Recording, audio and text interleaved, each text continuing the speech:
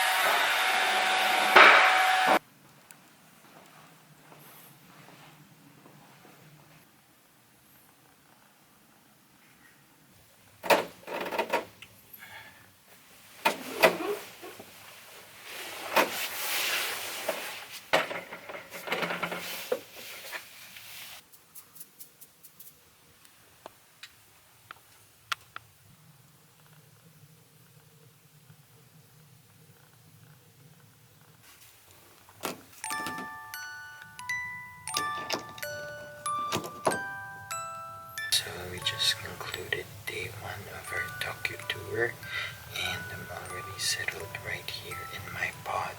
9 Hours Capsule Hotel is just a couple of blocks away from Shinjuku Station.